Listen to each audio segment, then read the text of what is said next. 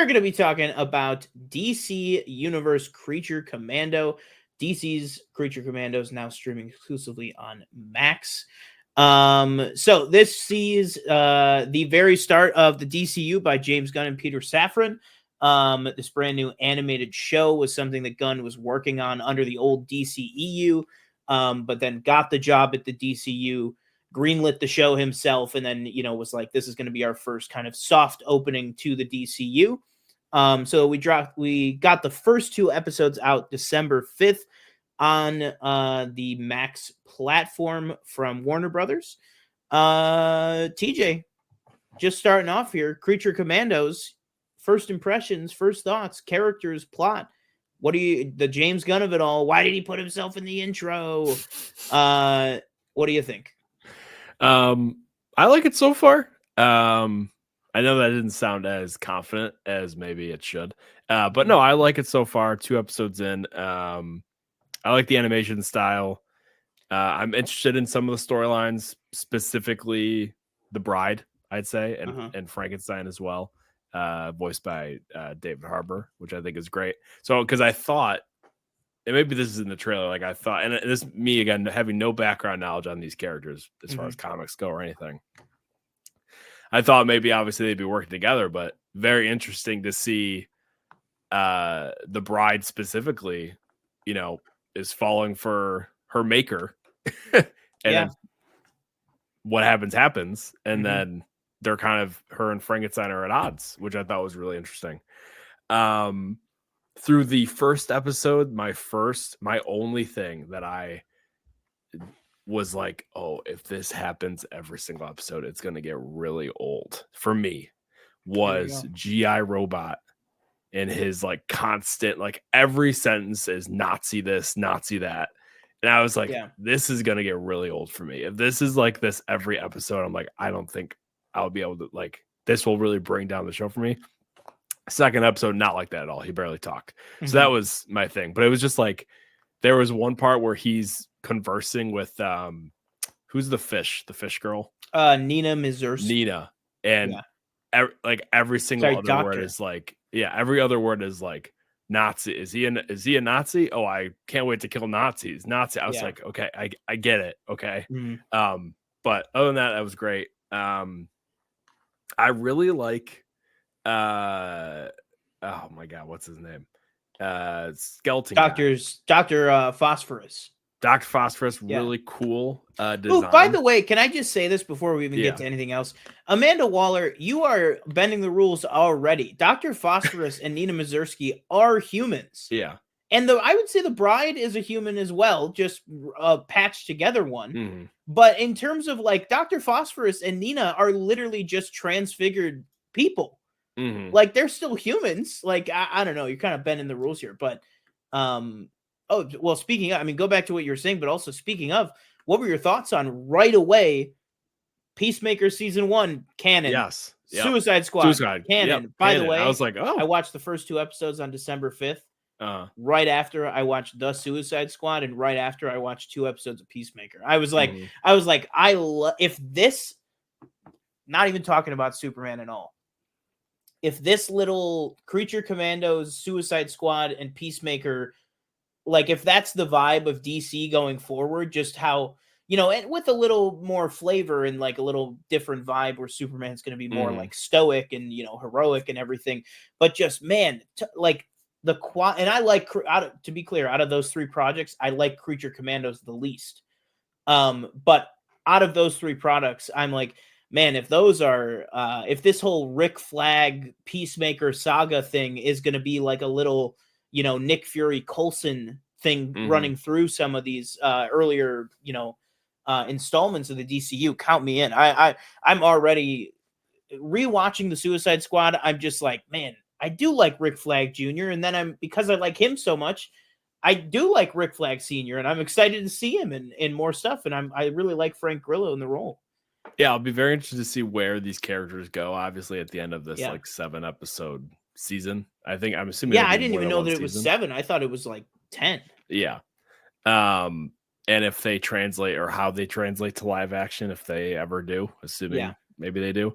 I thought I thought sorry, that was something I was like, oh, okay, so this is canon to Suicide Squad and Peacemaker, which I guess makes sense. Those were both James Gunn led, so makes sense that they would be connected in some way. Lot of sex. Which kind of just threw me off, I guess. And again, I should really, I guess, be surprised because I feel like that is kind of not James Gunn's like, but it's part of his sense of humor, you know. So I'll be interested to see how much more of that is in the show. I'm gonna guess it's not just in the first 2 episodes, you know. But it also leads to a interesting relationship with the princess and then Rick Flag to see how that kind of grows. And I did think the knight, I don't know what his name is, the knight at like the castle that I thought he was pretty funny. I thought he had some good jokes. But yeah, I like it so far. It's not, you know, a lot of these shows I will say, and it's not that I'm not excited for them, but I'm just not. I don't know the last time there's a show that's coming out and I've been like, it was probably The Penguin, which wasn't that long ago, but I find less and less shows that I'm like, oh, I gotta watch this, like Game of Thrones level, like where it's like, I gotta watch it the minute it comes out, or else. Do you do that with House of the Dragon? Even House of the Dragon, I don't really do that. And maybe Game of Thrones had that extra thing because I was kind of coming on in the last 2 seasons and we were like having an event, like specifically like us and some other people having an event to watch it. So maybe that's why it seemed bigger, I guess. But yeah, I feel like a lot of shows are lacking that nowadays. Yeah. I feel like too, that's a lot of that comes from, honestly, a lot of that. I mean, I think it is like crazy how, it's kind of like crazy to even talk about, but like how much COVID just yanking the emergency brake on society on this planet, literally like just so reconditioned us that it's like when you hit COVID and Disney Plus launching shows at 3 a.m. for the first 3 years, you disintegrated event television. Now all the Disney Plus shows come out at a reasonable time. We were harping on it on this show for 2 years. Disney, there's more than 1 day a week. Now the shows come out all different days of the week, all of them at 9 p.m. for us on the East Coast of the U.S. But it's too late. It's too late. You know, we were staying up every week to 3 a.m. to watch Mando, to watch, WandaVision. The really big ones right at the start. We were staying up every single week till 3 a.m. to watch those shows. And then it was just, I think, a progressive arc of the shows started coming out earlier and earlier.